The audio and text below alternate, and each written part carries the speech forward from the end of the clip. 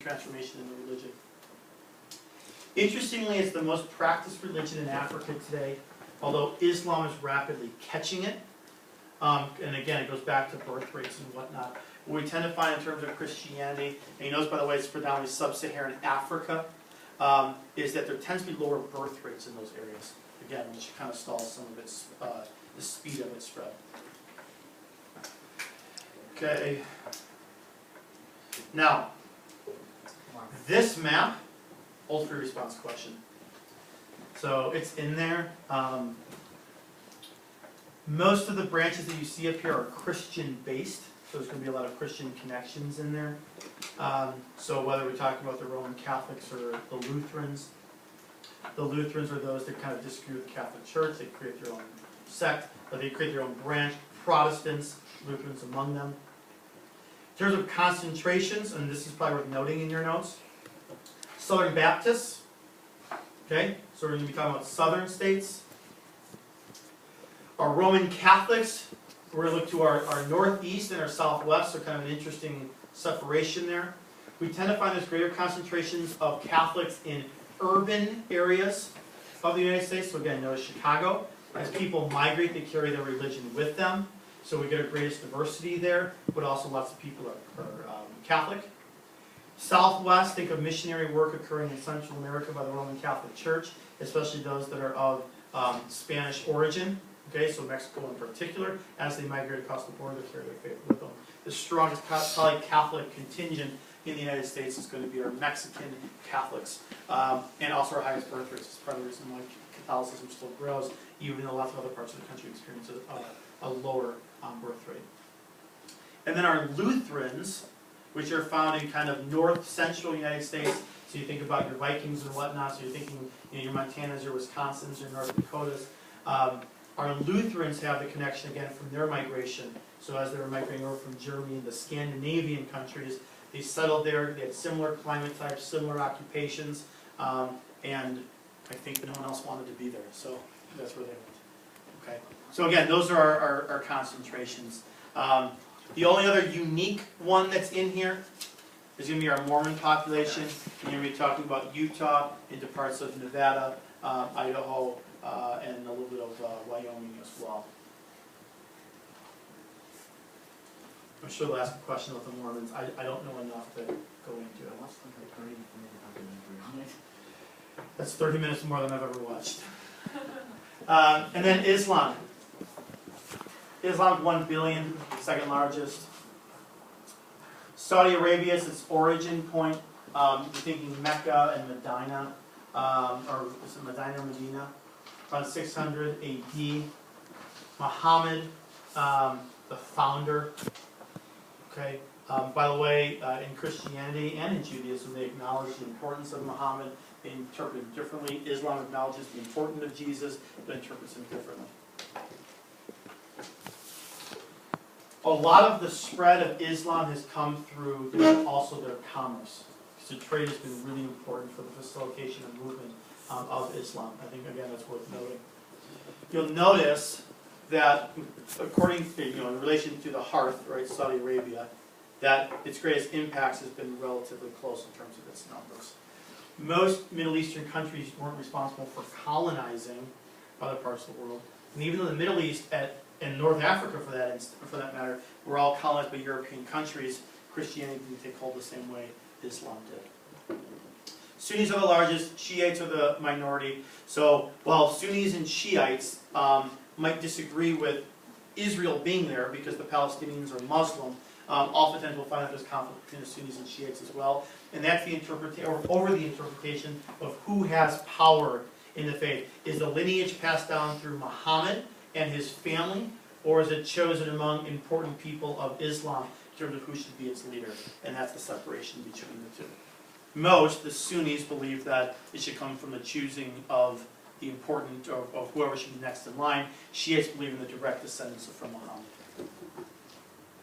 So what do you got to know? You got to know Muhammad, you got to know the Quran as their holy text.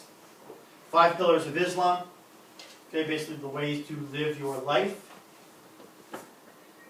Prayer, alms, which is charity, fast during Ramadan, no other God, but no, there is no other. There's only one God, and Muhammad is his messenger. And then the other one is that you should take a pilgrimage if you're able to, both physically and financially, to Mecca. And that's called the Hajj, H-A-J-J. And I don't think you need to know that. Okay. But the 5 pillars are associated with Islam. And again, these are the core ones. You'll notice, by the way, not terribly different than Christianity or Judaism. We should pray. We should give some money. There's only one God. We should have some sorts of sacrifice, in this case fasting. And then the Hajj is, I think, a relatively unique one. But again, you notice a lot of crossover between those sort of universalizing faiths. All those little dots there, those are people. Okay. In terms of diffusion, okay, again, 600 AD, important part. Islam, of all the faiths we've looked at so far, is the youngest of them. Also, I think worth noting. And it's also the fastest growing, which we talked about. If you ever heard of like Louis Farrakhan, okay, also Muslim, a small minority group though, and not quite practicing it the same way that other Muslims are doing that. Other religions which you may have to take a peek at, Confucianism, Taoism or Taoism, and then Shinto or Shintoism. By the way, Shintoism is what helps to keep Japan kind of that nation-state sort of idea. Most people that are in Japan practice Shinto. They all have some different sorts of quirks to them, and quirks is not meaning to be a negative, by the way. But some interesting nuances. A lot of them have respect for the elderly, respect for nature, and a lot of them have direct references to the places from which you can find them, which is why they are ethnic religions opposed to universalizing religions.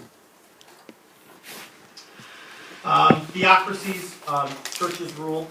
Okay, so again, theocracy, I talked about that in my last one with politics, but again, just know that they overlap. Iran and Saudi Arabia are good examples of that. Ways that they impact people, and I think this is worth noting very broadly, but it's impact the role of women. You know, whether it's the clothes that they wear, the rights that they have, both in the courtrooms and even in their homes, the types of jobs that they can acquire, the education that they can get, all of that has been impacted by religion. It's the reason why at Harper and A building, for instance, they installed an area where people could wash their feet.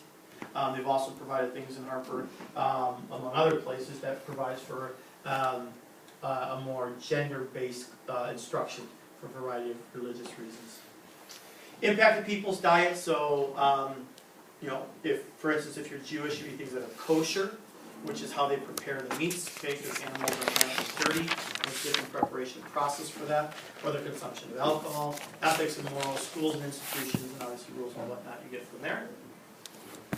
Economically, they've impacted by how they lend money, and lend money with interest is called usury.